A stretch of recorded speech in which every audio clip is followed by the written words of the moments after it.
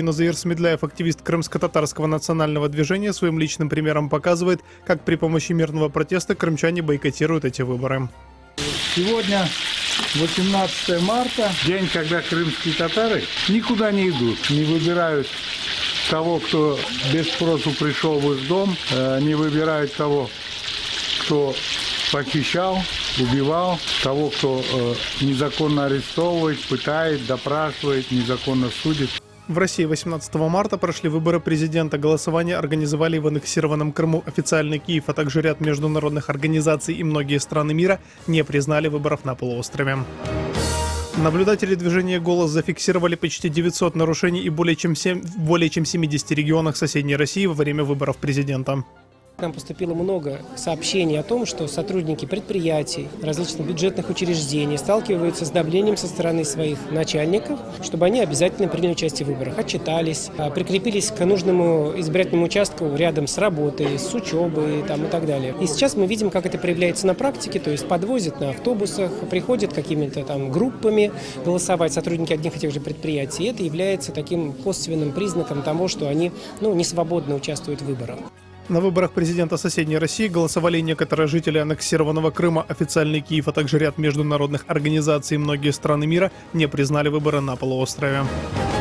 Бывшего разведчика Сергея Скрипеля и его дочь могли отравить нервно-паралитическим веществом через вентиляционную систему автомобиля. Об этом сообщает телеканал ABC News со ссылкой на источники в спецслужбах Великобритании. По данным телеканала, под воздействие вещества после инцидента могли попасть 40 человек. Полиция Лондона 17 марта опубликовала фотографию автомобиля Скрипаля. Полицейские попросили тех граждан, которые могли видеть автомобиль в день отравления бывшего разведчика 4 марта, сообщить об этом в полицию. Скрипаль и его дочь были найдены в парке Солсбери без сознания 4 марта. За день до этого Юлия Скрипаль прилетела в Великобританию к отцу. Появление одновременно на двух общенациональных украинских телеканалах карт Украины без Крыма в преддверии выборов президента соседней России, цитирую, «не случайность, а целенаправленная работа», сказал в своем твиттер вице-премьер Украины Вячеслав Кириленко. Цитирую, «Я не верю в такие технические ошибки, должны быть фамилии», написал Кириленко. Украинский телеканал СТБ 16 марта этого года в программе «Холостяк» продемонстрировал карту Украины без Крыма. В Николаеве в собственной квартире совершил самоубийство 29-летний исполняющий обязанности директора одного из коммунальных предприятий, сообщила полиция региона. Местные издания пишут, что погибший Владислав Волошин, который последние несколько месяцев возглавлял международный аэропорт Николаев. По предварительным данным, мужчина совершил самоубийство из боевого пистолета Макарова, без номерных знаков. По словам родственников, погибший в последнее время был в подавленном состоянии и высказывал тревожное намерение, сообщает украинская национальная полиция. Российский оппозиционер и общественный деятель, бывший совладелец ЮКОСа Леонид Гозман прокомментировал результаты российских президентских выборов 18 марта. Цитирую, «70%, которые набрал Путин, это значит, что он получит мандат на все, он может делать, что хочет. Не исключено, что он сейчас будет менять Конституцию для того, чтобы сохранить себе пожизненную власть», отметил Гозман. И о погоде. В Крыму сейчас +3, на Чангаре в Новоалексеевке +2. Керченская переправа работает по факту погодных условий. Все 3 пункта пропуска на админгранице с Крымом работают без изменений. В студии был Андрей Гивко. Оставайтесь на Радио Крым. Реалии.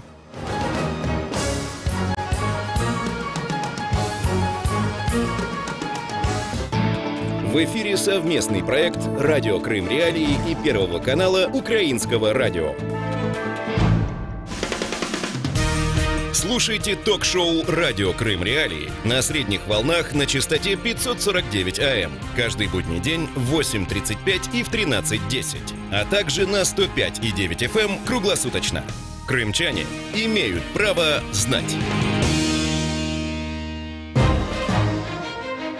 Радио Крым Реалии с вами. Доброе утро, уважаемые радиослушатели. Меня зовут Павел Новиков. Это утренний эфир. Сегодня 19 марта. И, естественно, главная тема, которую мы обсуждаем с вами в ближайшее время, причем ваши звонки тут будут очень важны, это послевкусие так называемых выборов. Итак, 18 марта прошли выборы президента соседней России. Выборы были также организованы на Крымском полуострове, на аннексированном Крымском полуострове. Как они прошли? что будет из этого, да, мы меньше даже обсуждаем, кто в результате победил, потому что многие и страны, и политические обозреватели называли итог выборов, ну, скажем так, предсказуемым. Но как это происходило и что с этим делать нам лично, нам, уважаемые радиослушатели, вот это все мы будем обсуждать с вами, будем обсуждать с теми людьми, которые будут включаться к нам в эфир. Это Радио Крым Реалии. Сразу напоминаю, телефоны для ваших звонков. 8 800 10 06 926. Это номер телефона для звонков из Крыма. Звонки бесплатные. И 044 490 29 05. Это звонок для тех, кто слушает нас на материковой части Украины. Стоимость звонков согласно тарифов вашего оператора. У нас есть трансляции в Ютубе и в Фейсбуке. У нас есть Твиттер. У нас есть сайт Радио Крым Реалии, где всегда можно смотреть трансляции и комментировать соответственно. И мы начинаем. Тема дня. Итак, тема дня сегодня. Послевкусие выборов. Разбор того, что происходило накануне, как это происходило и что с этим будет дальше. Выборы состоялись. Сказано, что явка в целом составила больше 50%, то есть более половины. Результаты голосования будут известны окончательные и официальные уже сегодня. Разные предварительные назывались. В общем, как это все происходило на территории аннексированного полуострова, для того, чтобы дать вам картинку, такую общую картинку того, что и как происходило, я предлагаю вам послушать материал, который подготовили мои коллеги, и там все есть. Крым в центре внимания. Россия, милая Россия, здравствуй с новой силой, добрый путь. Концерт, спортивные соревнования, ярмарка. Так, 18 марта в Симферополе праздновали День выборов президента России и годовщину аннексии полуострова. Российский министр спорта Крыма Елизавета Кожичева, побывавшая на развлекательном мероприятии на площади имени Ленина, в интервью крымским СМИ заявила: после так называемого присоединения наблюдает на полуострове все больше положительных изменений. Сегодняшний день воссоединения Крыма с Россией. В Крыму спорт развивается. Изменилось очень много. Начала развиваться спортивная инфраструктура, строятся объекты, ремонтируются спортивные залы. Появляется у ребят новое оборудование, новая форма. Ребята чаще стали выезжать на соревнования. Привлечь избирателей на участки пытались разными способами. Так, возле участка номер 358 в Симферополе развернули точки выносной торговли с квашенными овощами и выпечкой. Продавцы рассказали корреспонденту Крым Реалии, на выборы их попросил приехать Союз фермеров, в котором они состоят. А в селе Мирном Симферопольского района местные власти организовали для избирателей с детьми бесплатные попкорн, сладкую вату и аттракционы. Ранее председатель подконтрольной Кремлю избирательной комиссии Крыма Михаил Малышев заявлял: всего для крымских избирателей распечатали около 1,5 миллиона бюллетеней. Журналисты Крым Реалии поинтересовались у жителей полуострова, принимали ли они участие в выборах и за кого голосовали. На деле вся процедура выборов нужна не для того, чтобы выбрать человека, какого-то кандидата, которого, может, даже не существует, а двойники вместо него. А это нужно для того, чтобы человек передоверил свою ответственность, скинул ответственность с себя, свой голос отдал кому-то, вместо того, чтобы нести ответственность за собственную жизнь. Ответственные люди на выборы не ходят. За Путина. А Путин хороший человек. Моего брата земляк. Я не голосовал. Ну, мне некого там выбирать. За Владимира Владимировича, потому что он позволил вернуться нам в Россию обратно. Некоторые военные в Севастополе могли проголосовать досрочно. Речь идет о моряках, которые в день выборов должны были находиться в море. А уже утром 18 марта севастопольские СМИ сообщили: проголосовал весь флот. Обычных севастопольцев пытались привлечь на избирательные участки медалями «С Россией навсегда». Памятные знаки должны были получить все горожане, которые придут проголосовать. Однако медалей не хватило примерно на половине участков города. Подконтрольный России председатель Севастопольской городской комиссии по проведению референдума 2014 года Валерий Медведев рассказал: они задерживаются на Керченской переправе из-за шторма. Как сообщило издание «Примечание», в результате некоторые избиратели отказывались отдавать свой голос без обещанного памятного знака. Крым в центре внимания. на радио Крым Реалии. Крым всегда в центре внимания. Напоминаю, меня зовут Павел Новиков. Это утренний эфир на радио Крым Реалии. И еще раз напоминаю номера телефонов, по которым вы можете позвонить к нам в эфир. 8 800 10 06 926. Это номер телефона для крымчан. Еще раз напоминаю, 8 800 10 06 926. Номер телефона для жителей материковой части Украины 044 490 2905. Есть трансляции в Фейсбуке и Ютубе. Вы можете туда тоже писать комментарии. Самое интересное я, естественно, прочту. И вот обсуждаем, что же вчера произошло. Кроме того, что моряки проголосовали еще многие накануне. В Севастополе имеется в виду, а уже по факту утра 18 марта, то есть вчерашнего дня, проголосовали все. Медали, которые всем обещали дать. Как это все происходило? Вот это будем обсуждать в том числе с вами и с людьми, которые включаются к нам в эфир. В данный момент у нас обозреватель, журналист из Севастополя Давид Аксельрод на связи. Давид, здравствуйте. Доброе утро. Можете описать, как проходил вчерашний день, насколько он был напряженным? Потому что, ну хорошо, мы как журналисты, мы все время смотрели ленты новостей, мы смотрели, что происходит на участках, смотрели веб-камеры, которые установлены на участках. Ну как оно было изнутри, расскажите. Ну, я не сказал бы, что как-то ощущалось какое-то напряжение в городе. В принципе, теми или иными способами создавалось такое праздничное настроение. Целый день в центре города играла музыка, ездил автомобиль по городскому кольцу, ну, по крайней мере, в первой половине дня, вот то, что я видел, который призывал через мегафоны граждан участвовать в выборах. Ну, в целом, жизнедеятельность города была обычной. Я не заметил вот чего-то экстраординарного, честно говоря. Хорошо, тогда следующий вопрос. По вашим ощущениям, вы были в городе. Насколько активными были избиратели? Были ли очереди возле избирательных участков? Я не знаю, каким образом людей привлекали туда, кроме автобуса, который ездил по кольцевому маршруту и объявлял в громкоговоритель, что нужно всем прийти? Ну, я посетил лично 3 участка, два в центре и один в жилом районе, в спальном. По-разному было. Вот я их в несколько этапов, так сказать, посетил в течение дня. И утром явка была достаточно низкая и в центре, и в спальном районе. После чего где-то к обеду, когда я подошел, было очень много людей в центре города. Я не скажу, что была очередь. В принципе, те участки в центре были оборудованы достаточно хорошо, и пропускная способность избирателей была достаточно высокая. Но количество людей было действительно очень большое. Что касается привлечения, вы знаете, ну, ярмарок не было. Может, их не было на тех участках, на которых был я, но вот то, что я говорю, то, что я видел. Вот. Людям предлагали сделать селфи на фоне такой картинки с Севастополем и предлагали такую палочку с надписью «Я выбрал президента». И, в принципе, достаточно большое количество людей соглашалось. В первой половине дня выдавали всем медали. В принципе, эксцессов, вот о которых заявили коллеги, не было. Они начались, естественно, позже, когда медалей не хватило. А так все выходили с медалями, фотографировали их, улыбались. Ну вот все вот примерно в таком ключе. И последний, наверное, к вам вопрос. Много перед днем голосования, перед 18 марта было сообщение о том, что особенно госслужащих, учителей, врачей и, кстати, даже попавших к ним в руки, условно говоря, то есть больных, которые лежат в больнице, да, их принуждали проголосовать, не отпускали домой или там говорили о том, что обязательно нужно, я не знаю, родителям школьников обязательно нужно отзвониться классному руководителю или, например, учителям нужно обязательно после того, как ты поучаствовал в голосовании, позвонить директору школы. Вот о таких методах, я не знаю, там, вовлечения людей в избирательную кампанию известно ли что-нибудь вам?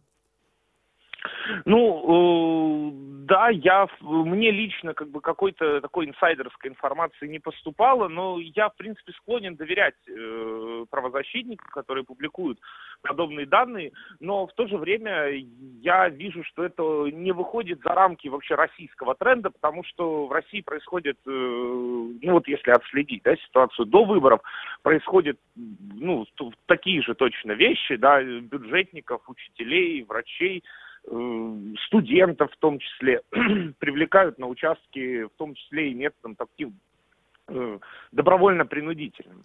То есть настоятельно рекомендуют посетить участок и каким-то образом отчитаться о его посещении. Поэтому, в принципе, я склонен полагать, что эта информация верна. Хорошо, и вот последний, вот теперь уже точно последний вопрос.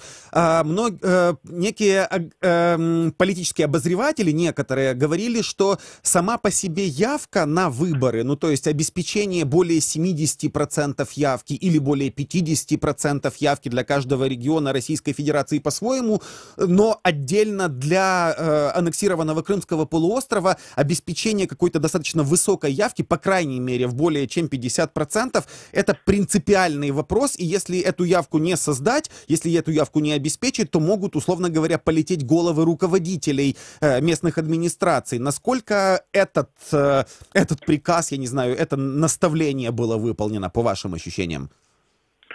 Ну, я могу говорить, что в Севастополе, в принципе, была ожидаема высокая явка, и я думаю, она состоялась. Я сомневаюсь на самом деле, что тут как-то искусственно методом каких-то серьезных фальсификаций эту явку накручивали, потому что кампания по агитации людей приходить на участки была достаточно длительная, и многие люди до выборов по разговорам действительно собирались идти на участки и голосовать за какого-то из кандидатов. Поэтому я думаю, что она действительно была выполнена. Спасибо большое. Давид Аксельрод, журналист из Севастополя, был с нами на связи. Обсуждаем сейчас, в том числе с вами, уважаемые радиослушатели, ход прошедших выборов в Российской Федерации. Эти выборы также были организованы на территории аннексированного Крымского полуострова. Естественно, мы сообщаем о том, что Украина и большинство стран Запада не только не признали эти выборы, но также и сказали, что организация этих выборов является процессом незаконным. Более того, прокуратура Автономной Республики Крым еще за неделю или за 2 недели распространяла заявление, и оно же было накануне 18 марта, о том, что люди, которые принимают участие в выборах как избиратели, ничем не рискуют, по сути, но, с другой стороны, люди, которые принимают участие в организации этого самого голосования, которое, напомню, Украина не признает, могут впоследствии столкнуться с преследованиями со стороны правоохранительной системы Украины. И у нас есть радиослушатель на связи. Доброе утро. Доброе утро, слушаем вас. Доброе утро. Расскажите, как вас зовут, как вы прожили вчерашний день? Говорите правду. Больше 50%. Не больше 50%, а больше 60% проголосовало. Из них 92%, больше 90% проголосовало за Путина. Это о чем-то говорит. Да, это, например... Говорите правду. Ну вот вы уточнили, хорошо, что вы уточнили. А как вы прожили вчерашний день, расскажите? Хорошо. Я вот болею, дома лежу, вот. Заявление написали, чтобы приехали ко мне и проголосовали судно. Приехало 4 человека, милиционер там и избирательной комиссии, бросил в урну, все хорошо. Спасибо вам за это мнение. Скажите, вот вы же явно не первый раз голосовали уже, в своей жизни. Можете найти отличия или что-то схожее? Как было...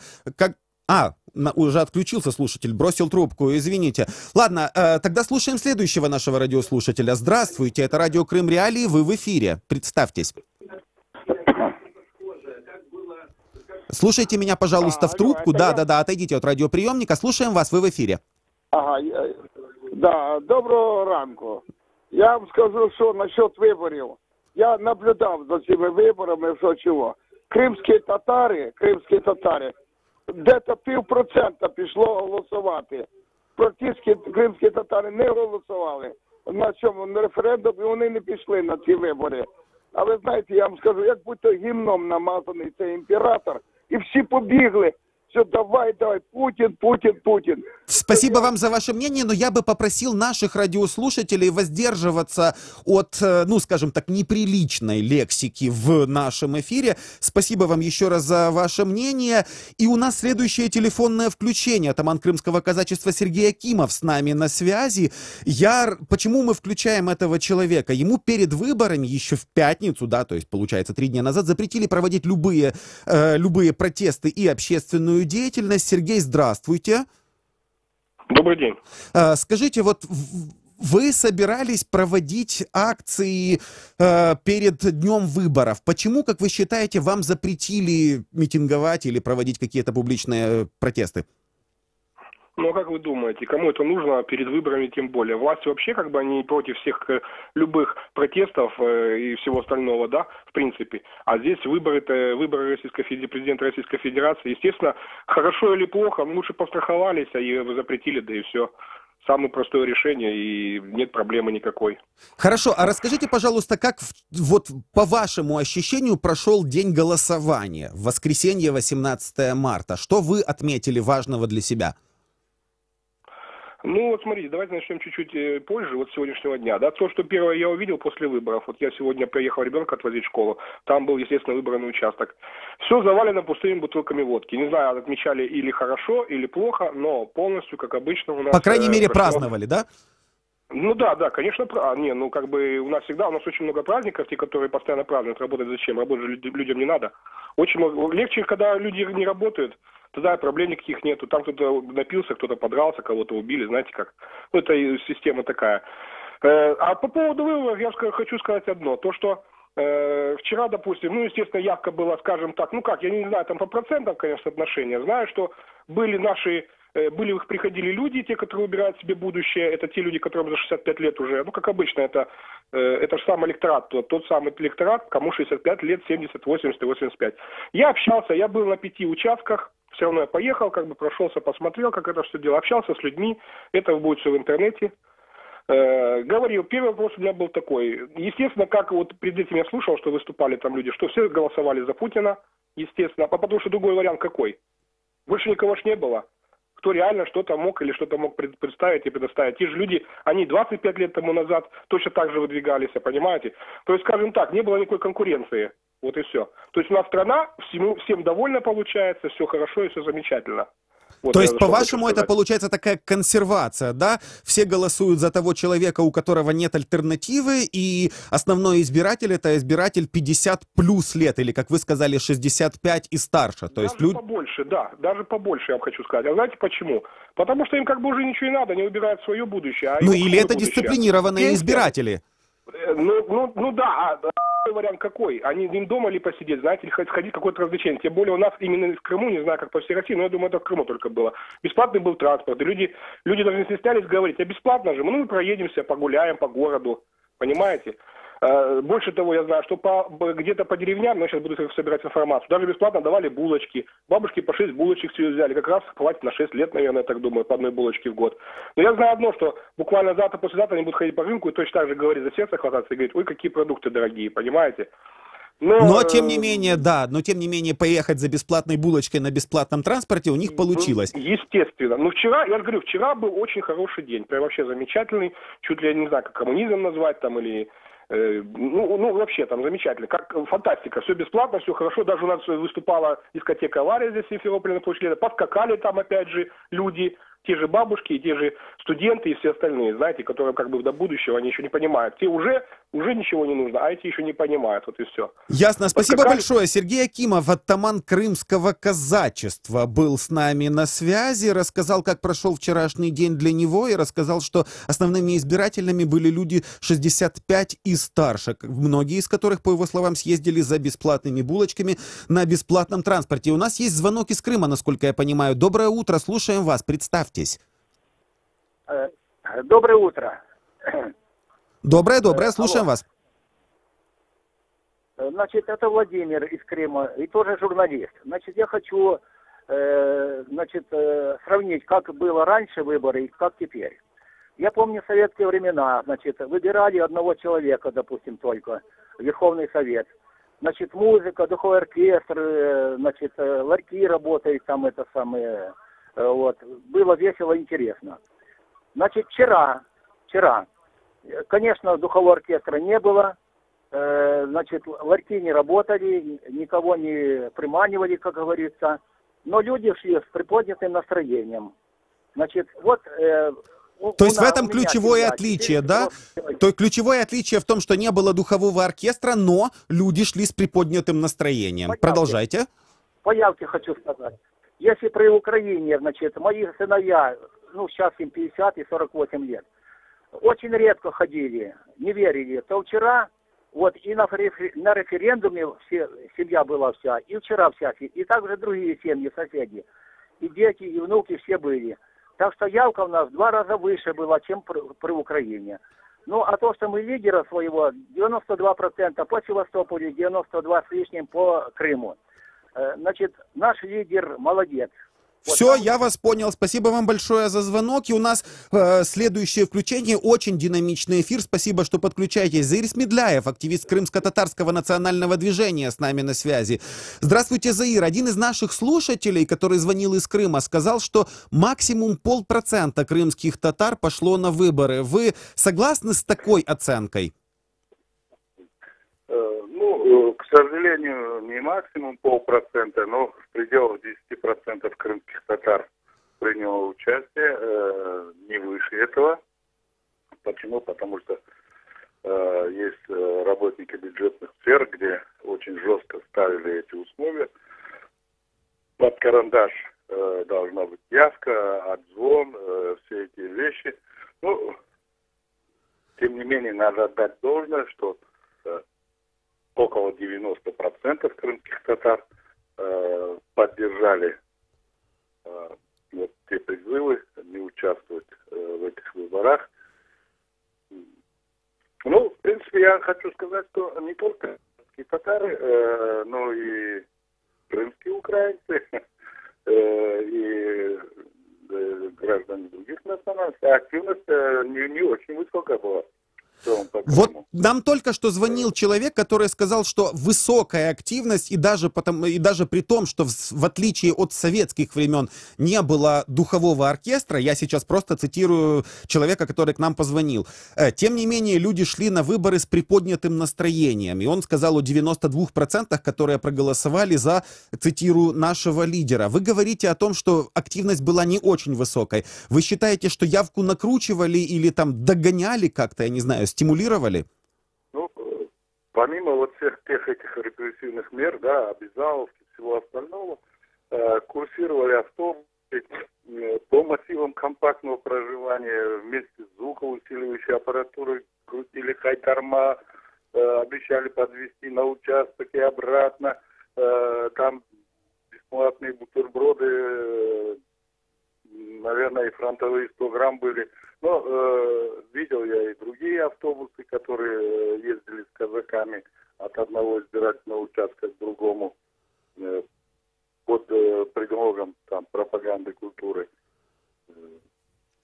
Ну, то есть явку стимулировали, да? Нет, помимо всего прочего, это если эти летучие голландцы ездят от одного участка к другому, ясное дело, что кто-то пришел, взял и бросил бюллетень, а потом взял и на другом участке опять бюллетень и бросил. Ну, скажем, я нигде не видел таких больших очередей, которые бывают, даже там при явке 60-70%. Я таких очередей не видел. Мы и так смотрели, и через камеры видеонаблюдения, которые на отдельных участках установлены.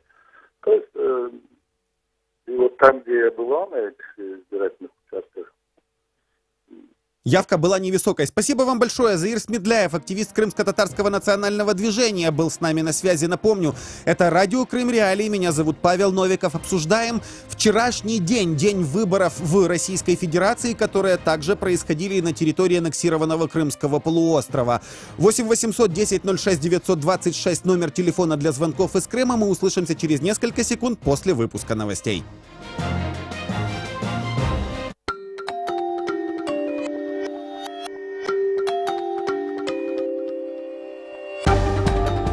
Новости в эфире «Радио Крым Реалии».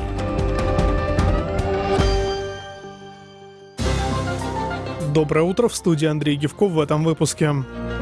Украинцы поддержали бойкот выборов в Крыму. Путин лидирует на выборах в России. США повысит пошлины на китайские товары. Далее подробно. В Киеве, Львове, Харькове, Запорожье и других городах Украины активисты собрались, чтобы поддержать жителей полуострова, которые выступают против аннексии и оккупации Крыма Россией, а также бойкотируют российские выборы. В Киеве к зданию консульства пришли и граждане России, которые бойкотируют выборы. Я считаю, что настоящий гражданин страны, он должен так поступать, понимаете? Страна должна быть нормальная, а не то, что сейчас творится в России. Она превращается в фашистское государство, просто в Северную Корею. Во Львові активісти напомнили, що Крим не забит. В першу чергу ми приходимо для того, щоб не собі довести, а світу, що Крим є незабутий. І це черговий інформаційний привід для того, щоб донести до міжнародної спільноти, що українці солідарні з Кримом, що українці надалі будуть повертати Крим. Активисты из Харькова принесли под здание консульства гроб, в который положили чучело Владимира Путина, а также поставили биотуалет с надписью «Кабинка для голосования». По состоянию на 0:30 по киевскому времени 19 марта проведен подсчет уже 81% бюллетеней по голосованию на выборах президента России. Владимир Путин набирает 76% голосов избирателей. Об этом сообщается на сайте Центра избиркома России. По информации ведомства, на втором месте кандидат от КПРФ Павел Грудинин, у него 12%. Далее кандидат от ЛДПР Владимир Жириновский, у которого чуть менее 6%. На четвертом месте Ксения Собчак, у которой чуть более 1,5%. Остальные кандидаты на данный момент набрали менее 1% голосов избирателей. Президент России Владимир Путин узнал об отравлении бывшего офицера ГРУ Сергея Скрипаля и его дочери в Солсбери из СМИ. Об этом он заявил 18 марта журналистам, находясь в своем предвыборном штабе в Москве. По его словам, у России нет таких отравляющих средств. Москва, в отличие от западных партнеров, свои запасы химоружия ликвидировала. Президент США Дональд Трамп может заявить о введении новых пошлин на товары, произведенные в Китае, уже на следующей неделе, сообщает российская служба «Голоса Америки» со ссылкой на агентство Associated Press. Администрация Трампа уже заявляла о том, что дополнительные тарифы могут коснуться импортируемых в США товаров на общую сумму в $60 миллиардов. Торговая палата США назвала эти планы разрушительными. Введение новых пошлин должно стать частью общей стратегии по снижению торгового дефицита в отношениях с Китаем. И о погоде. В Крыму сейчас +3, на Чонгаре в Новоалексеевке +2 градуса. В студии был Андрей Гевко. Оставайтесь на Радио Крым. Реалии.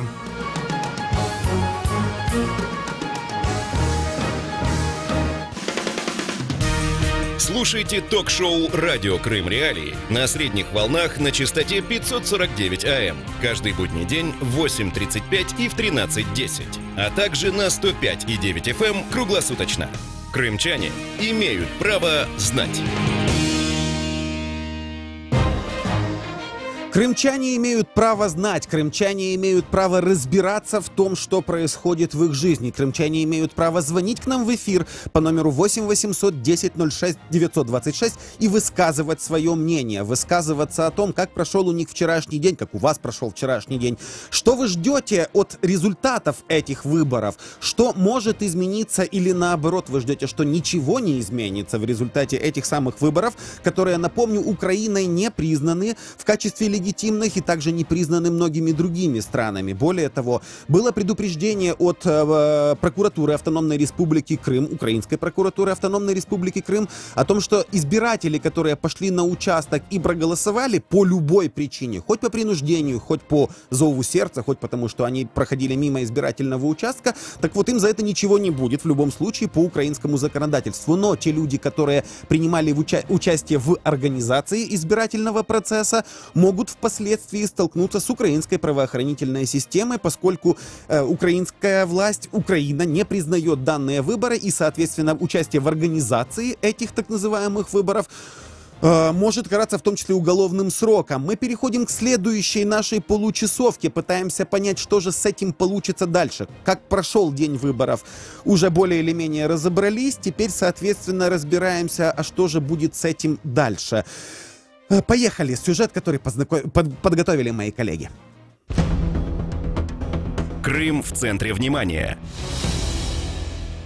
6 избирательных участков в аннексированном Крыму заминированы. Такая информация поступила в российскую полицию в день выборов президента России. Вскоре председатель подконтрольной Кремлю избирательной комиссии Крыма Михаил Малышев заявил, звонки с угрозами оказались ложными. Депутат Госдумы Руслан Бальбек утверждает, выборы действительно пытались сорвать, но сделать это не удалось. Были попытки представителей или осколки запрещенной оппозиционной организации «Меджлис» оказывать психологическое воздействие на крымско-татарское население. В местах компактного проживания пытались устраивать видео-фотофиксацию, но сами же крымские татары, крымчане сигнализировали в правоохранительные органы. Российский глава Крыма Сергей Аксенов заявил, он никому не позволит вести на полуострове подрывную деятельность и пообещал принять меры в отношении противников голосования. Российская Федерация для крымско-татарского народа и президент сделал больше, наверное, чем все украинские президенты вместе взятые. Гарантирую, независимо от национальности, всех должностных лиц, кто бы какой национальности ни был, которые говорят не идти на выборы, я их выгоню всех с понедельника, даже не сомневайтесь, вот я сейчас проведу расследование, никто из них в органах власти работать не будет. Советую всем, кто не любит Российскую Федерацию, ехать на Перекоп, ехать в Джанкой, туда выходить на нейтральную полосу, мы им помашем рукой, и пусть они живут в той стране, которую они любят. Акция против проведения незаконных выборов на полуострове состоялась возле пункта пропуска Чонгар на административной границе с Крымом. Участники протеста держали плакаты с текстом «Если ты предатель, голосуй, и от России получишь». Конец цитаты. А также «Крымчанин, бойкотируй беспредел на украинской земле». Конец цитаты. Представители общественной организации «Волонтер» в этот день раздавали листовки с советами для пересекающих границу, как вести себя на временно оккупированной территории и куда обращаться за бесплатной правовой помощью. На площади Героев Революции Достоинства в Запорожье организовали акцию под названием «Крым – это Украина». Активисты держали в руках плакаты с надписями «Свободу Крыму, свободу политзаключенным». Мероприятие организовал Запорожский совет ветеранов АТО. Один из участников акции, волонтер Константин Мороз, рассказал журналистам радио «Свобода», чий Крим. Незалежно від того, хто там зараз обирає президента сусідньої держави, Крим залишається українським. І ми нагадуємо, я думаю, варто нагадувати не лише в цей день, а регулярно.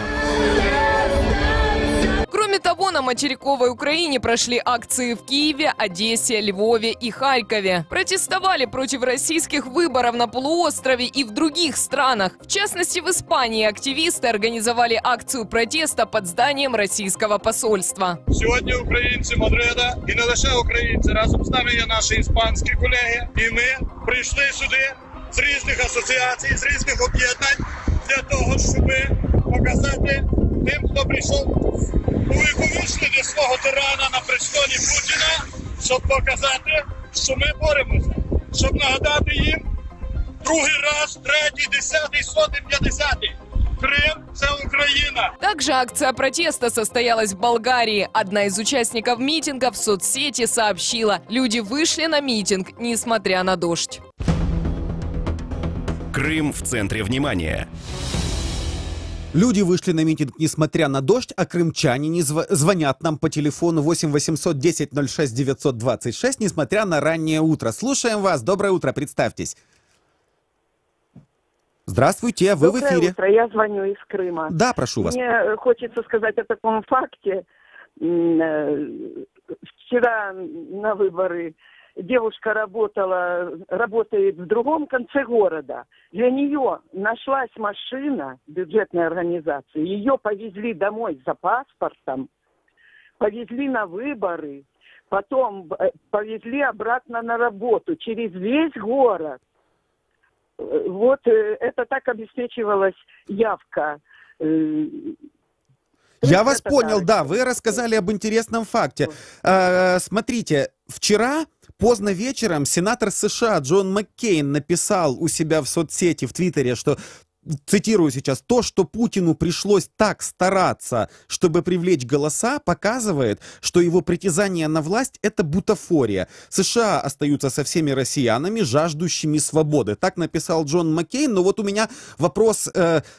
Путину пришлось так стараться. Вы действительно считаете, что из-за каждого голоса властям приходилось стараться, чтобы обеспечить явку? Ну да, старались, очень старались, конечно. Но я знаю многих россиян вот в нашем городе, которые, русские по национальности, они просто не ходили на выборы, они занимались своими делами.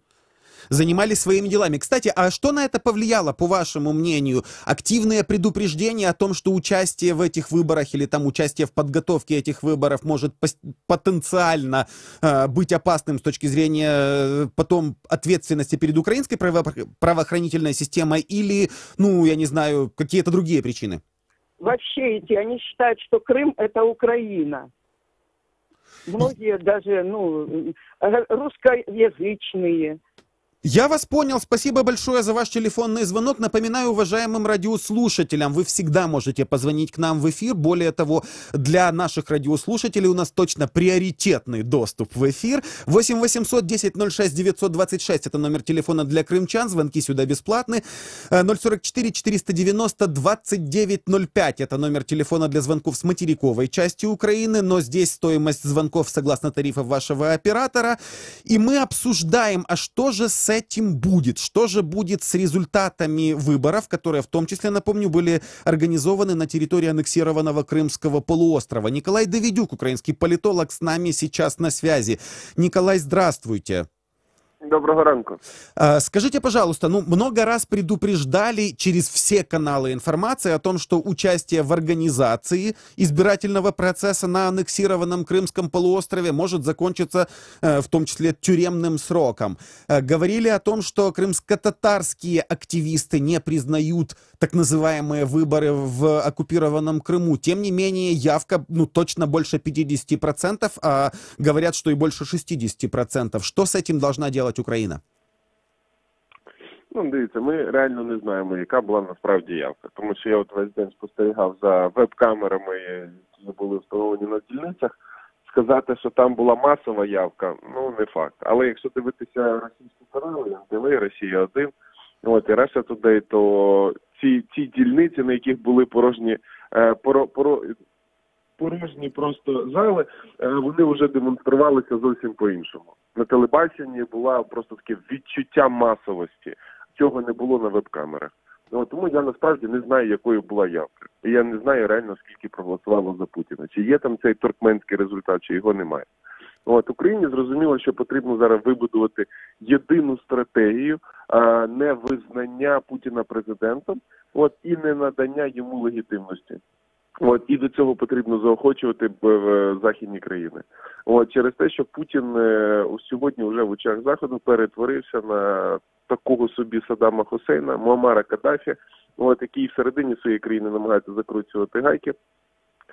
Ззовні збиває літаки, вбиває громадян інших країн, в тому числі і західних, веде кілька воєн безкарно. Тому сьогодні до нього потрібно міняти ставлення. Навіть якщо його і будуть називати президентом, то як мінімум, щоб відношення до нього було як до виконуючого обов'язків такого президента, а не повноправного кандидата, який зайшов на посаду. Послушайте, подобную стратегию объявляли в том числе после так называемых выборов в Государственную Думу Российской Федерации, там, где были якобы избрано несколько депутатов от аннексированного Крымского полуострова, и тогда тоже говорили, что, по сути, легитимность всей Госдумы под вопросом, раз уж выборы в нее устраивали, в том числе на территории Крымского полуострова.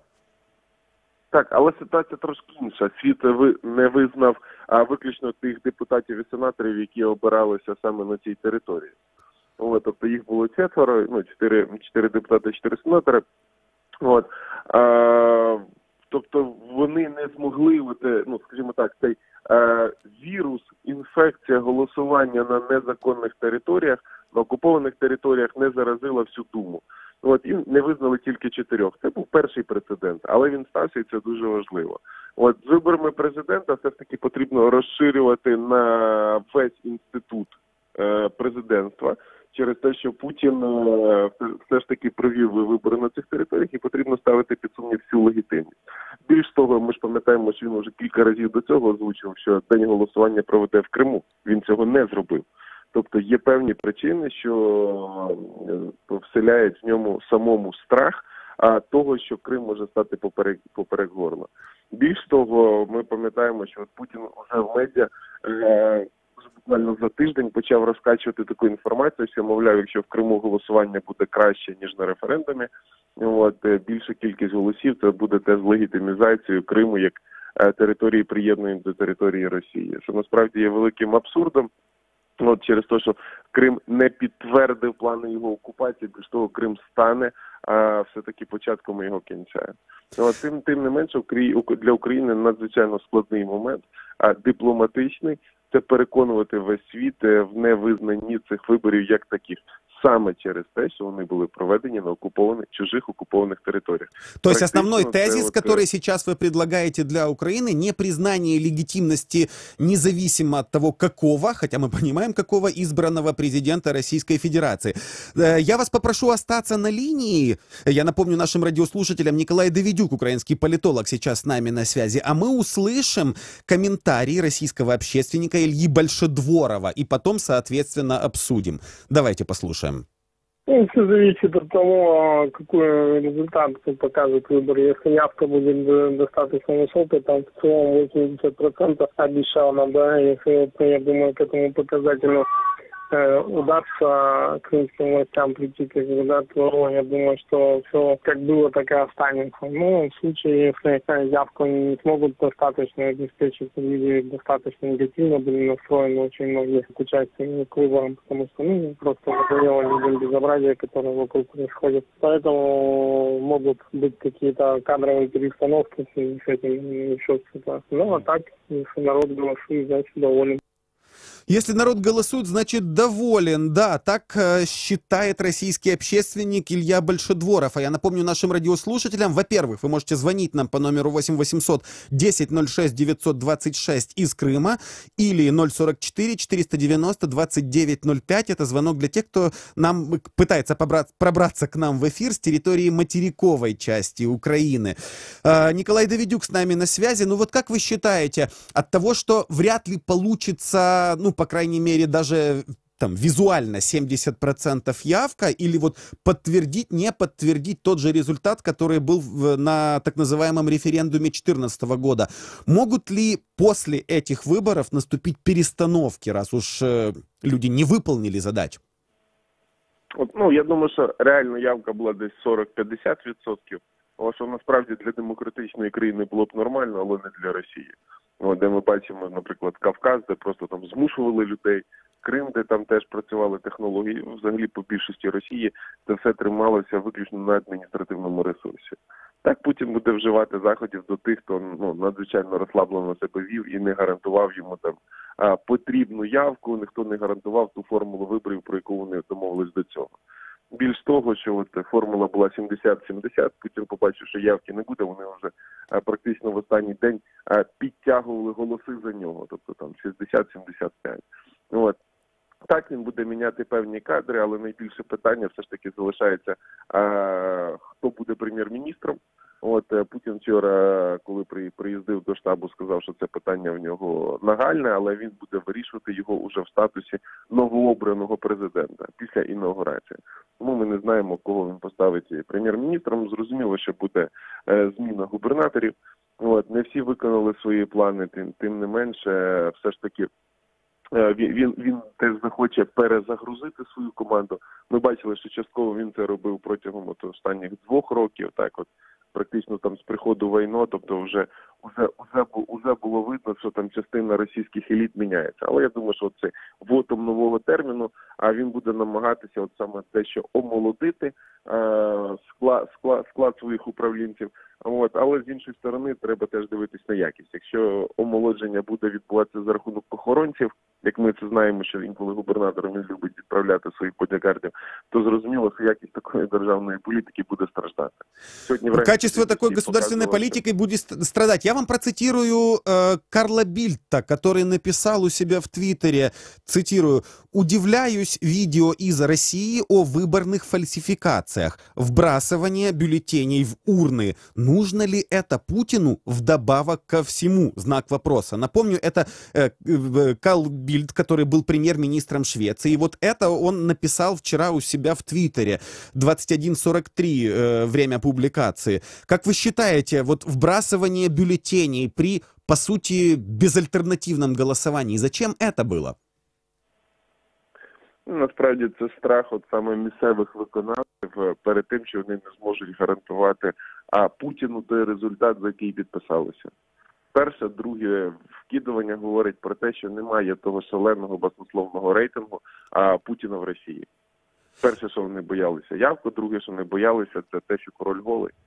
Ряд политологов как раз говорили, что Ряд политологов говорили, что как раз высокая явка и высокий процент, да, вот это 70/70, так называемая формула, это то, что позволит Путину сохранить власть, потому что продемонстрирует, ну, скажем так, влиятельным людям в российской власти, которые есть которая еще есть, кроме самого Путина, что он все еще легитимен и он все еще может управлять своим народом. Раз пришлось вбрасывать, то это бросает тень и на, я не знаю, может быть, отношения внутри властной верхушки Российской Федерации? Ні, ну там будь-хто, хто очолить Росію, він буде вкидувати голоси. Це вже ось ця корупційна специфіка Росії. Будь-хто, хто очолить, буде намагатися красти з бюджету, будь-хто буде намагатися вкидувати голоси. І вони всі це розуміють. Ну, я думаю, що є закриті голосування, і, наприклад, якщо ми говоримо там про клас впливових людей в Росії, так, тобто олігархи, вони замірювали для себе реальні рейтинги. І вони бачать, що там рейтинг Путіна аж ніяк не 75. Більш того, при наявності альтернативи, вони побачили, що це все могло б кардинально змінитися. Тим більше, що конкуренція недокомуніст Грудінін, який більше схожий на типового олігарха-сталініста, вічний клоун Жириновський і похресниця самого Путіна. Тобто альтернативою це назвати важко, тим не менше тут варто погодитися з Карлом Більтом про те, що і навіть в цих умовах, зачистивши електоральне поле, вбивши Бориса Німцова, знищивши практично всі незалежні ЗМІ, сьогодні там з незалежної журналістики виключно окремі журналісти, і на їхніх плечах тримається журналістика. Але немає незалежних ЗМІ. Навіть при цьому йому все рівно доводиться вкидувати. І це говорить про якість цієї політики, яку він вів. Окрім Москви і, можливо, Петербурга, якість життя значно впала за останні роки політики, яку вів Путін. І тут я не погоджусь з оглядачем із Криму, який сказав, що голосують, раз задоволені, значить голосують. Ні. Голосують тільки виключно тому, що бояться, тільки тому, що немає альтернативи, або просто ігнорують ці вибори. Тому я б сказав би, що результат показово задовільний, але цей результат не гарантує йому повний термін перебування на посаді. Цей результат не гарантує йому нормальну комунікацію з Заходом і партнерами. Плюс цей результат, насправді, багато в цьому кидає тінь Китаю на Росію, тому що ми знаємо, що амбіції щодо відвоювання своїх територій, які були загарбані в часи Радянського Союзу, вони все ж таки мають бути повернуті згідно логіки Китаю, який сьогодні набирає силу.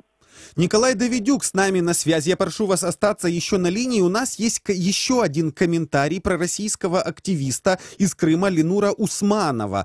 Давайте послушаем его и потом с вами обсудим. Он рассказывает, что думает по поводу явки крымчан на прошедших вчера выборах президента, которые, напомню, Украиной и международным сообществом не признаны. Слушаем. Даже если явка будет, это лишь говорит о том, что по большому счету люди сами не ведают тому, чему следует. А разочарование, оно по факту есть. И это результат тех обещаний, которые, по сути дела, не сбылись. Как оно будет дальше, покажет время, естественно. Но говорить о том, что высокая явка как бы перечеркивает на нет разочарование крымчан, в корне неверно. Так как разочарование, оно действительно есть. И оно усугубляется тем, что игнорируются все указы президента, либо извращаются, либо создается видимость их исполнения. Поэтому явка на самом деле из-под палки, либо связанная с неосознанностью граждан, не понимая, зачем они туда идут, не говорит о реальных отношениях людей к этой власти. Естественно, явка есть. Больше 50%. Но вопрос заключается в том, что были отработаны информационные, идеологические все манипуляции, которые сагитировали. Давайте будем объективны. А разве Путин отчитался за 18 лет своего правления? Я думаю, что нет. Разве в его предвыборной кампании была представлена программа развития, кроме тех популистских слов, которые были сказаны на Совете Федерации, заявленные отражения якобы угроз со стороны США? Я думаю, тоже нет. Людей уже достала внешняя политика и разговоры о ней. Это глупо, потому что в России есть ядерное оружие, достаточно один раз применить и поставить всех на место. Вопрос заключается в другом. А почему ничего внутри страны не делается? А почему ничего внутри страны не делается, задавал себе и нам всем вопрос пророссийский активист из Крыма Ленур Усманов. А с нами на связи, напоминаю нашим радиослушателям, Николай Давидюк, украинский политолог. Ну вот как вы прокомментируете Ленура? Да? Он сказал, что нет отчета за прошедшие 4 года, но с другой стороны, я помню 2014 год, там Россия и хоть камни с неба. Может, этого было достаточно? Может, это и есть отчет? Ні, насправді ні звіту не було, ні було нормальних конкретних обіцянок про майбутнє. Якщо ми проаналізуємо обіцянки, то всі ці обіцянки про минуле. Ну, ракети – це вернуть былую славу Радянського Союзу. Заяви – це вернуть Російську імперію. От, навіть та ж сама окупація Криму – це все ж таки ссылки на Російську імперію, ніж на Росію майбутнього. Тобто практично Путін – це кандидат минулого, і вся риторика його була про минуле. Тобто обіцянки, які мали би бути про майбутнє, були про минуле. І тоді тут, що називається, неумістен був би отчет. От. Тому Путін насправді ж і не міг звітувати. Про що? Про те, що впала якість медицини, про те, що впала якість шкільної освіти, про те, що впала університетська якість освіти, про те, що росіяни виїжджають за кордон, про те, що доріг не будувалося.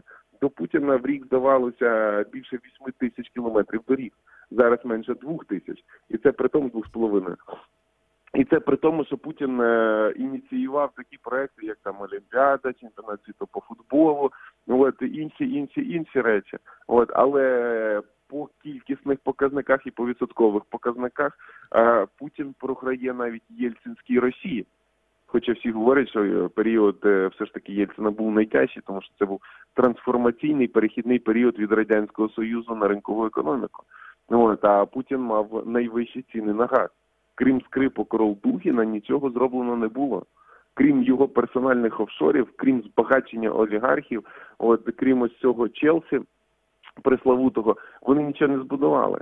Ну так, вони винайшли там безліч різних отрут, там типу новачка, так, і можуть вбивати будь-кого за кордоном. Але для росіянина, в якого, наприклад, там в середині терміну Путіна і ближче до початку був повний холодильник і гарна картинка в телевізорі, уже в кінці терміну Путіна, і от на початку цього там 4-го, а можливо його варто вважати 4,5 терміну, от в нього гарна картинка в телевізорі, але вже порожній холодильник. И він уже не верит про то, что бачит. Вот. Кстати, о россиянах, которые принимали участие в выборах, собственно, в этот раз, вот вчера, да, голосовали люди, в том числе, которые уже родились при правлении Владимира Владимировича Путина. Насколько вот эта стабильность, несменяемость может повлиять на ход голосования, на отношение людей, собственно говоря, к избирательной кампании? Ну, взагалі це якийсь сюр, коли людина все життя живе при одному політику. От, ну, це якийсь не то сталінізм, не то там часи Кім Чен Іна чи Іра. Тут же навіть вже перейшли епоху Брежнєва і вже наближається от, власне, до формул єгипетських фараонів. Тільки фараони за час свого правління хоча б піраміду встигали збудувати. Путін не збудував практично в Росії нічого. От, про те, що є дійсно ціле покоління людей, які вже 18 років з дня свого народження, а ще більше, хто просто все своє свідоме життя, так, а живуть виключно при одній людині. У них асоціація, те, що Путін і є їхня держава, може бути помилковим. Вот, спасибо большое. Извините, должен вас прервать, потому что заканчивается, по крайней мере, этот фрагмент нашей программы. Напомню нашим радиослушателям. Это радио Крым Реалии. Николай Давидюк был с нами на связи. Обсуждаем последствия вчерашнего голосования на выборах президента Российской Федерации. Меня зовут Павел Новиков. Это радио Крым Реалии. Мы услышимся через несколько секунд после выпуска новостей. Оставайтесь с нами.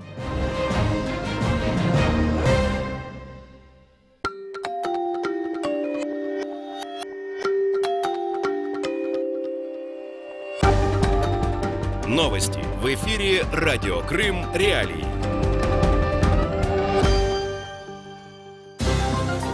Здравствуйте, в студии Андрей Гевков в этом выпуске. Подсчитаны почти все голоса, лидирует Путин. Выборы в Крыму подтверждают правильность санкций Ельченко. Навальный отказался сотрудничать с Собчак. Далее подробно. Центральная избирательная комиссия России утверждает, что по состоянию на 6 утра 19 марта обработала 99,75% бюллетеней на выборах президента России. По предварительным данным, действующий президент России Владимир Путин набирает 76,67% голосов. Вторым идет кандидат от Коммунистической партии Павел Грудинин, почти 12%. Третьим лидер ЛДПР Владимир Жириновский, почти 6%. А четвертый кандидат от партии «Гражданская инициатива» Ксения Собчак, более 0,5%. Вечером 18 марта Путин выступил перед своими сторонниками на Манежной площади в Москве и поблагодарил их за поддержку. Он заявил, что на Россию ждет успех. Выборы в Крыму только придадут уверенности странам, которые ввели санкции в отношении России, заявил в субботу постоянный представитель України в ООН Владимир Єльченко. Всі останні події в Криму, включно з виборами, вони ще більше відкривають очі багатьох країн, навіть тих, які раніше не звертали особливу увагу на ситуацію навколо Криму. Якраз таким прикладом стало вчорашнє засідання Ради безпеки. Такі заходи вже стали традиційними. З кожним роком вони збирають все більше учасників. Позиція ЄС, позиція США, Великої Британії про абсолютне невизнання виборів. Украина и многие страны мира не признают выборы в аннексированном Россией Крыму. Кандидат в президенты России, телеведущая Ксения Собчак, предложила российскому оппозиционеру Алексею Навальному после выборов начать переговоры о сотрудничестве. Она назвала несправедливым недопуск оппозиционера к участию в выборах президента. Об этом пишет Радио Свобода. Навальный, беседуя с телеведущей в прямом эфире на своем YouTube-канале «Навальный Лайв», отказался от предложения и обвинил Собчак в лицемерии и соучастии в, цитирую, «махинации по недопущению его до выборов». Министерство иностранных дел Польши выпустило заявление, в котором осудило проведение в аннексированном Крыму российских выборов президента. Министерство иностранных дел Республики Польша напоминает, что Польша вместе со всеми трансатлантическим сообществом решительно выступает против действий России в отношении Украины, говорится в сообщении ведомства 18 марта. В внешнеполитическом ведомстве Польши добавили, что выступают за уважение территориальной целостности Украины и признают Крым частью украинского государства. И о погоде в Крыму. Сохраняется температура плюс 3 градуса. На Чангаре, в Новоалексеевке плюс 2. В студии был Андрей Гевко. Оставайтесь на волнах самого крымского в мире радио.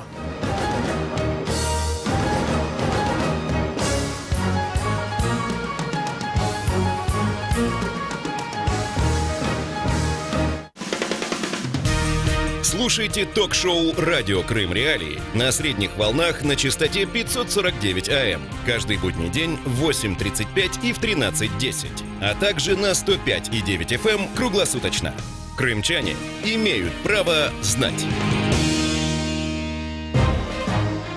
Крымчане имеют право слушать самое крымское в мире радио. Это радио Крым Реалии. Меня зовут Павел Новиков. Обсуждаем день вчерашний, точнее его итоги и, скажем так, а что же принесут нам эти итоги и что принесет этот день. Я напомню, вчера проходили выборы президента Российской Федерации, которые также были организованы на территории оккупированного Крымского полуострова. Украина и большинство стран Запада не признают этих выборов и, естественно, выступали против того, чтобы они были организованы на оккупированной территории. Так вот, что дальше? Именно это будем обсуждать сейчас, в том числе с вами, уважаемые радиослушатели. 8 800 10 06 926 это номер телефона для звонков из Крыма. 044 490 2905 это номер телефона для звонков с материковой части Украины. И мы начинаем. Тема дня. Итак, что будем с этим делать? Что будут делать с результатами этих выборов все стороны, которые могут как-то определять свое поведение? Что делать крымчанам? Что делать гражданам Украины? Что делать украинской власти? Что будет делать международное сообщество по результату этих самых выборов? Вот это все будем обсуждать, чем сердце успокоится, да, как говорили в старые времена. Это все будем обсуждать с вами, в том числе, уважаемые радиослушатели, в ближайшие 25 минут. Было ли нарушение международного законодательства, при том, что об этом заявляли какие последствия для России будут иметь подобные действия, то есть организация выборов президента Российской Федерации, в том числе на территории аннексированного полуострова. Поменяется ли, может быть, местная власть на территории Крымского полуострова? Вот это все будем с вами обсуждать. Роман Шахматенко, украинский юрист, специалист по международному праву, сейчас с нами на связи. Роман, здравствуйте. Да, добрый. Скажите, прошли выборы президента. Их в том числе организовали на территории Крымского полуострова. По сути, 1,5 миллиона по сравнению со 140 миллионами населения России, это же незначительный процент. То есть, по сути, голоса крымчан — это голоса, я не знаю, количество на уровне статистической погрешности, даже по социологическим исследованиям. Нужно ли обращать на это внимание? Я думаю, без сомнения, нужно обращать на это внимание, хотя бы даже с той стороны, что как именно исказит это результаты выборов, понять довольно сложно. Да, 1,5 миллиона по сравнению со 140, конечно, это не решающая роль, но все же, да, чисто технический, чисто юридический вопрос легитимности можно ставить под сомнение.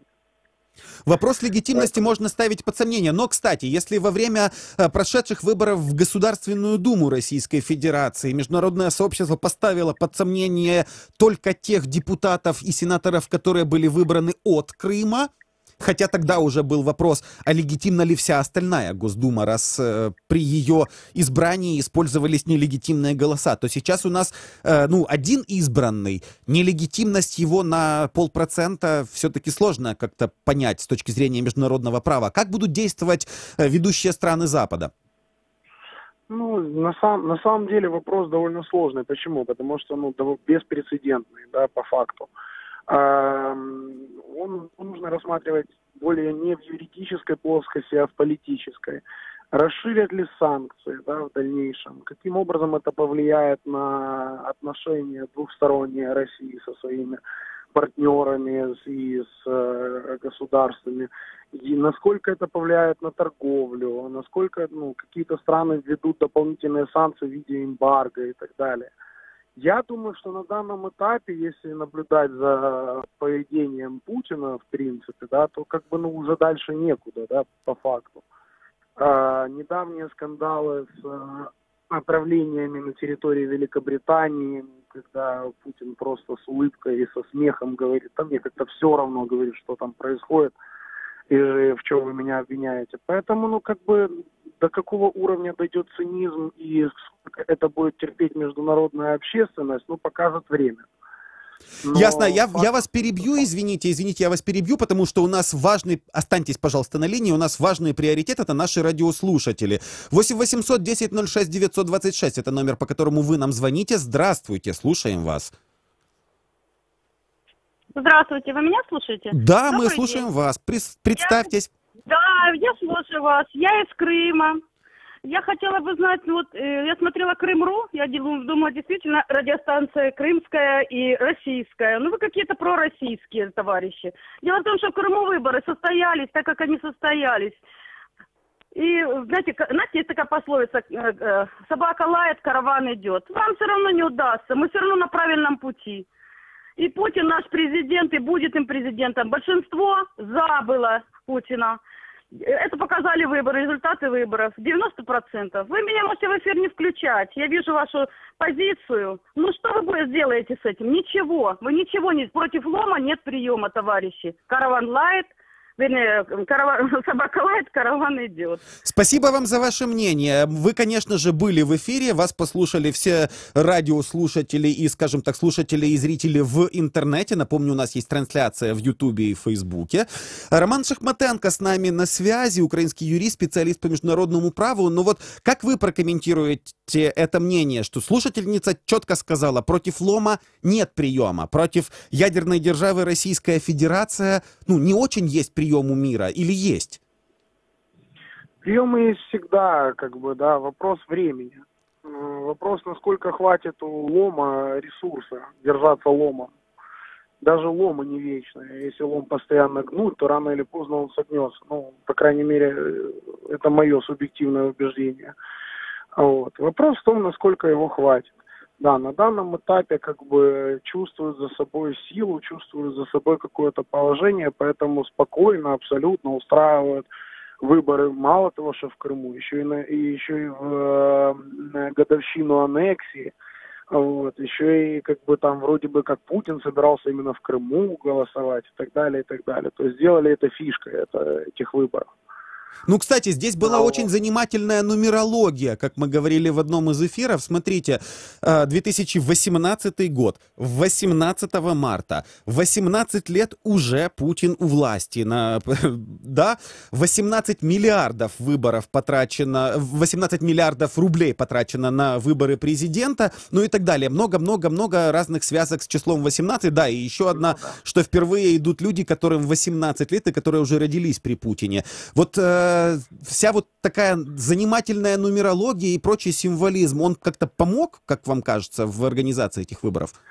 Да, народ бы все равно голосовал хоть с нумерологией, хоть нет. Это фюрер их, понимаете, они вот любят его или им внушают, что они его любят. То есть, это как бы, ему надо больше убедить было людей внутри страны, нежели снаружи страны.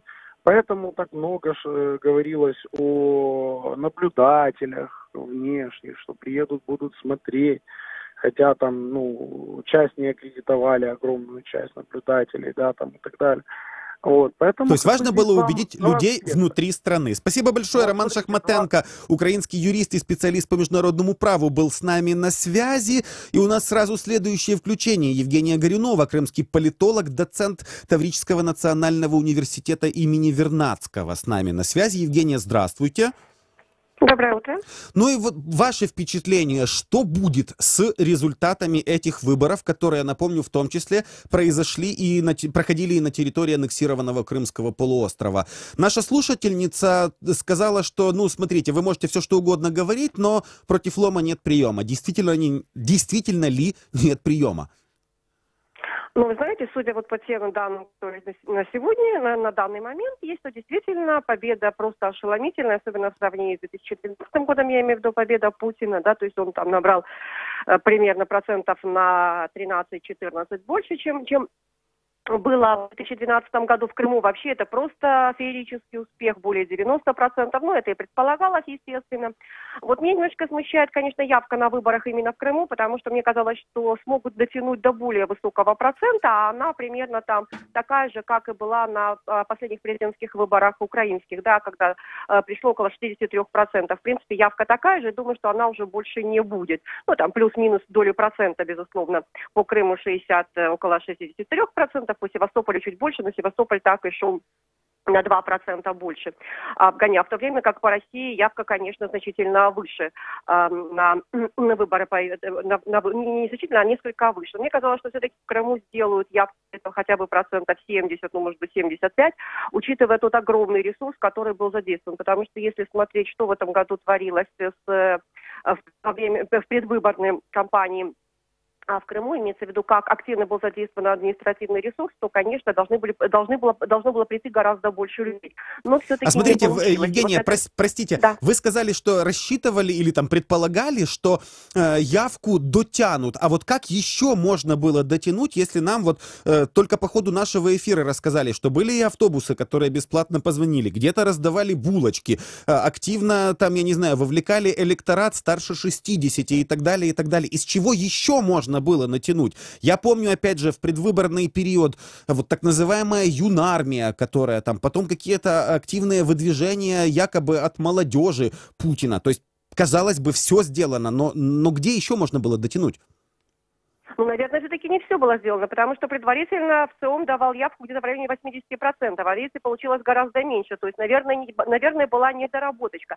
Где она была, трудно, наверное, найти. Мы это увидим, я думаю, через пару недель, когда полетят головы по отдельным районам, где будет видно, что не доработали именно с с днем голосования, что-то пошло не так. Но, конечно, если говорить о том, какие меры предпринимались, помимо булочек, юнармии, да, записям в дневниках детям о том, что обязательно приведите родителей на избирательные участки, сделайте фото, ведь были вообще вопиющие вещи, когда в больницах заставляли голосовать людей, их не отпускали домой на выходные, то есть требовали проголосуй, приди, покажи, что ты проголосовал и так далее. Когда всех абсолютно бюджетников просто под расписку, когда появилась такая информация о том, что людей пугали некими списками неблагонадежных, что если вы не придете на выборы, вы попадете в эти списки, ну а дальше вы понимаете, да, со всеми вытекающими последствиями. Очень интересный момент, который я тоже фиксировал, так называемый избирательный туризм. То есть перед выборами завезли людей в санаторий на ЮБК, и они, естественно, все как один прошли, проголосовали, ну понятно, да, то есть обеспечив явку. Плюс к этому, да, бесплатный проезд в транспорте и многое другое. То есть, ну, очень много было различных технологий для того, чтобы действительно обеспечить высокую явку. Но все-таки даже эти технологии, они не сработали для того, чтобы дать такой максимальный результат, и он оказался примерно такой же, как по России. Хотя мне казалось, что Крым должен дать гораздо больше, учитывая, сколько было сил, сколько было ресурсов вложено вот именно в раскрутку крымского фактора в выборах, в этих российских выборах. Кстати, как вы считаете, почему Владимир Путин отказался от своей же, казалось бы, идеи голосовать на территории Крымского полуострова? Так ли важно было, ну, я не знаю, что это голосование могут не зачесть в мире? Скорее всего, да. Скорее всего, эта идея была такая, знаете, как прозондировать почвы, потому что она была озвучена еще, сколько я помню, в январе 2018 года, да, то есть за 2 месяца фактически до выборов, о том, что, возможно, он приедет. Видя, что мир не воспринимает выборы в Крыму, Путин решил, в общем-то, не рисковать, не дразнить гусей и остался голосовать в Москве. Но при этом, вы помните, он 14 марта приехал в Севастополь, да, вот для этой поддержки, для того, чтобы показать, что Крым, опять-таки, играет важную роль в его предыдущем сроке, и, безусловно, что надеется на то, что Крым будет для России и таким важным регионом в последующие 6 лет. Последующие 6 лет. Может, я вас перебью? Нам нужно послушать сейчас, останьтесь, пожалуйста, на линии, комментарий Леонида Грача. Это первый секретарь Крымского республиканского комитета партии «Коммунисты России» и председатель Всекрымского движения за защиту конституционных прав граждан. Леонида Грача слушаем. Парадоксальным является на этом этапе, в котором мы все живем, что для крымчан Путин – это Путин, и они его практически боготворят, а Аксенов и компашка вся эта, в том числе и Севастопольская, это как бы что-то другое, это вторично и так далее. Более того, подана надежда, вот дагестанской чисткой, я ее так называю, как говорится, подана надежда, что никто не сомневается, что Владимир Путин будет избран на очередной срок президентом России, но очень надеется на то, что он, по примеру Дагестана, сделает крымскую чистку. Если он ее сделает, его, как говорится, будут долгое время еще вспоминать и поддерживать и так далее. А если только закончится ура-ура, а эта вся компашка останется и после выборов, тогда это аукнется уже вновь избранному действующему президенту Российской Федерации. Я за то, чтобы состоялась дагестанская чистка в Крыму. Тогда Крым вздохнет, Крым будет развиваться, и в Крыму не будет того страшного угара в связи с переделом собственности, не будет так затрагивать межнациональные аспекты, как сегодня жизнь затрагивает, и это приносит напряжение. И вообще Крым – это не тот, скажем, регион, и с точки зрения военно-стратегической, и с точки зрения геополитической, кусок нашей планеты Земля, с которой можно так вольно обходиться, швыряться и так далее. Надо, и я категорически на этом настаиваю, уважать крымчан, надо считаться с действительностью, которая в Крыму есть и сложилась, в том числе и исторической, и, конечно же, опираться на все силы, а не на какую-то далеко не единую Россию с каким-то медведем. Ну вот такое мнение высказал Леонид Грач, коммунист, человек, который был и депутатом Верховной Рады Украины. Евгения Горюнова, крымский политолог и доцент Таврического национального университета имени Вернадского с нами на связи. Евгения, как вы прокомментируете идею Грача о дагестанской чистке? Но, знаете, во-первых, то, что там Леонид Ильич сказал о недоверии Путину, если он не уберет Аксенова, да, там, и Овсянникова, то я, конечно, в это не верю, потому что в любом случае Путину опасаться нечего. Его уже избрали с огромным численным перевесом, и, собственно говоря, он может проводить ту политику, которую посчитает нужным. Что касается Крыма, то тут я могу, в принципе, согласиться частично, что, скорее всего, Аксенова ждут очень сложные времена. По поводу Овсянникова я так не думаю, потому что, скорее всего, что его оставят, но, опять-таки, Грач надеется на масштабную чистку, на то, что, да, пришлют замечательного, хорошего человека, но пример Овсянникова показывает, что прислали, в общем-то, в принципе, как казалось, тогда неплохого губернатора. На сегодня севастопольцы им, безусловно, недовольны. Поэтому в Крым кого не пришли, все будут недовольны, потому что слишком много лакомых кусочков, слишком много собственности, которую захочется поделить, переделить и так далее. И ни один из приехавших, да, варягов из России не сможет устоять перед таким соблазном. Это первый вариант. Второй, опять-таки, если говорить о чистке, кого бы не прислали, в Крым не пришлют идеально кристального, честного человека, потому что сегодня таких в российской власти нет. Поэтому любой будет заниматься, опять-таки, да, какими-то темными делишками, коррупционными схемами и прочее. Так что рассчитывать на то, что в Крым вот кто-то приедет хороший и ситуация изменится, как считает Леонид Грач, не стоит. Кто бы ни приехал, ничего хорошего ждать крымчанам не стоит, потому что нынешняя модель, нынешняя система власти в России, она не позволяет, она не допускает демократические силы, которые могли бы действительно работать на благо народа, а не на определенную группу, не на определенный клан и так далее. Поэтому никакая чистка Крыма в этом плане не поможет. Хорошо, в любом случае, как вы сказали, крымчане будут недовольны, кого бы ни поставили. А, кстати, вы назвали два варианта, что супер честного не найти, потому что таких в России нет.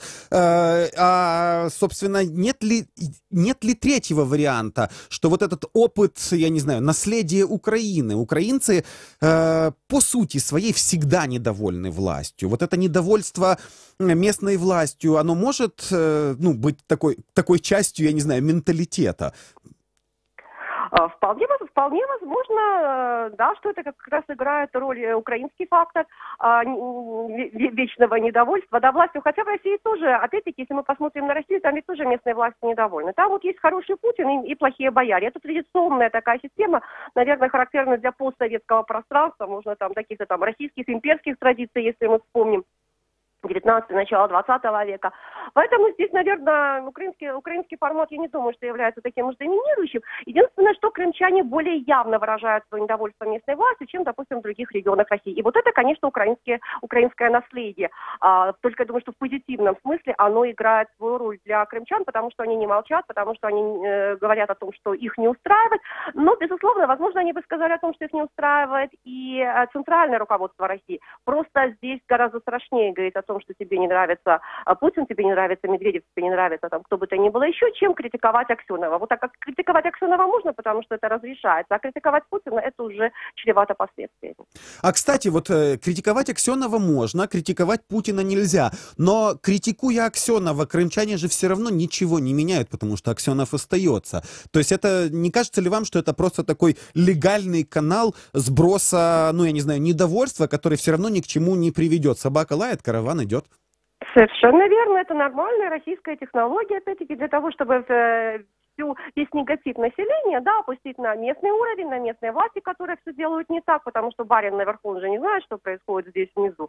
И, безусловно, что таким образом можно выпускать лишний пар, выпускать вот это все недовольство населения в том или ином регионе, и в крайнем случае уж совсем, когда уж совсем становится плохо, и этот руководитель не устраивает уже центральная власть, тогда его меняют, опять-таки, к всеобщему удовольствию населения на местах. Потому что, понятное дело, что все сегодняшние российские руководители, мало где довольны существующим там губернатором или главой, как Аксенов, главой Совета министров Крыма.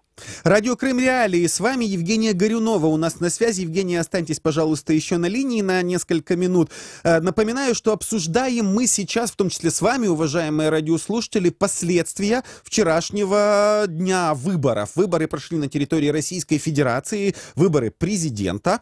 Выборы также были организованы на территории аннексированного Крымского полуострова. Разбираемся с последствиями последствиями этого решения. И вот я сейчас процитирую Джона Маккейна, сенатора США. Дословно он написал в Твиттере: то, что Путину пришлось так стараться, чтобы привлечь голоса, показывает, что его притязание на власть — это бутафория. Евгения, как вы считаете, действительно ли это бутафория? Можно ли, не слишком ли резко высказался господин Маккейн? Господин Маккейн известен своими резкими высказываниями, но я думаю, что здесь он не совсем прав все-таки, потому что на самом деле процент доверия Путину, к сожалению, он очень высокий по всей России. И Крым, я думаю, что как раз в Крыму здесь гораздо больше нарисованных, может быть, и будет цифры, правильно посчитали, да, а голосовали, может, и не совсем так, мы этого не узнаем. А что касается всей России, то действительно, если мы посмотрим на ситуацию в стране, то Путину доверяют очень много людей, по крайней мере, голосуют за Путина, мотивируют абсолютно разными идеями по поводу того, а кто, если не Путин, по поводу того, что, да, мы находимся в очень сложной ситуации геополитической, внешнеполитической, только Путин сможет нас защитить, и так далее и тому подобное. Кстати, насколько сама и, я не знаю, риторика, которая называется, можно описать ее словами, «Россия в кольце врагов», да, вот насколько она мотивировала, я не знаю, побуждала избирателей? Знаете, я думаю, что вот это послание Федеральному собранию, которое было как раз накануне выборов фактически, оно сыграло очень важную роль, потому что Путин именно акцентировал внимание на внешней угрозе и на тех средствах защиты, которые есть в России. И это, конечно, играло на подсознании россиян, показывая, что действительно слишком много врагов. Ну, посмотрите на опросы, которые показывают, да, сколько врагов у России, там, сколько процентов россиян считают врагами американцев, европейцев, украинцев, и так далее. То есть это очень большой процент. И действительно, Россия ощущает себя все более отгораживается от мира. И, безусловно, что это не вина России в понимании россиян, а вина самого мира, прежде всего Вашингтона, Соединенных Штатов Америки. Поэтому, конечно, только такой сильный, могущественный президент, как Путин, сможет защитить Россию, считают сами же россияне. И, безусловно, что никакой альтернативы нет. Но если, опять-таки, мы посмотрим, на вообще очень интересные результаты этих выборов, то они показывают, исходя даже из кандидатов, как резко падают голоса за других кандидатов. Безусловно, увеличивая доверие Путину. Если на прошлых выборах сам Зюганов набрал 17%, то тут у Грудинина, примерно такого же, да, по идеологии кандидата, у него уже там только около 12% и так далее. Такая явная позиция Собчак, там всего 1,5%. И стабильный Жириновский, у него как было 6, так и есть, то есть у него стабильный электорат, там ничего не меняется. Ну, а вообще, конечно, Россия не видит иной альтернативы, как Путин, точнее, не то, что Россия не видит, ей не дают иной альтернативы, как Путин. И на этом Путин, конечно, очень хорошо играет. Хорошо, последний вопрос. После выборов в Государственную Думу Российской Федерации, которые, я напомню, тоже были организованы в том числе на территории Крымского полуострова, было со стороны международного сообщества непризнание как минимум тех депутатов и сенаторов, которые были избраны от Крыма. Сейчас, с одной стороны, выборы Путина прошли в том числе и на территории Крымского полуострова, что, по мнению международного сообщества, и Украины нелегитимно, но с другой стороны, крымский избиратель это, это менее процента, насколько я понимаю, или около 1% в сравнении с общим населением Российской Федерации. Как мир должен поступить с результатами этих выборов?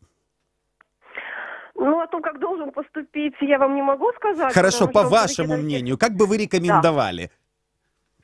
В действительности, конечно, логичным было бы, исходя из общей мировой практики отношения к Крыму и аннексии Крыма как таковой, конечно, логичным было бы то, что мир должен отказаться от признания этих выборов на территории России в целом, учитывая, что голосовал аннексированный Крым. Но, конечно, этого не будет. Даже это можно сказать, потому что поехали наблюдатели международные в Россию, в целом, то есть таким образом они уже фактически легитимизировали процесс выборов на территории Российской Федерации, исключая Крым, куда они не поехали. То есть будут возможно, заявления с оговорками о том, что мы признаем, но не признаем, опять-таки, выборы, проходившие на территории Крыма, но в целом, конечно, международное сообщество еще не готово заявить о том, что процесс выборов на территории Российской Федерации полностью нелегитимен из-за того, что голосовал Крым. Я думаю, что этого не будет. Не готово международное сообщество. Спасибо вам большое за ваше мнение. Евгения Горюнова, крымский политолог и доцент Таврического национального университета имени Вернадского, была с нами на связи. Обсуждали в том числе с вами, уважаемые радиослушатели, что было, что будет и чем закончится это дне. Голосование на выборах президента Российской Федерации, которое состоялся вчера, и выборы, которые были организованы в том числе на территории аннексированного Крымского полуострова. Меня зовут Павел Новиков, это радио Крым Реалии. Мы с вами обязательно услышимся. Пока-пока.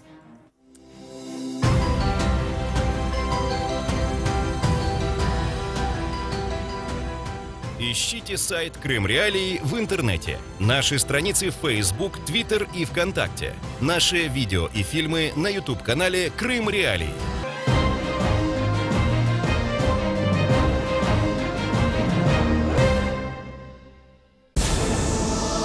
В ефірі «Ранкова свобода».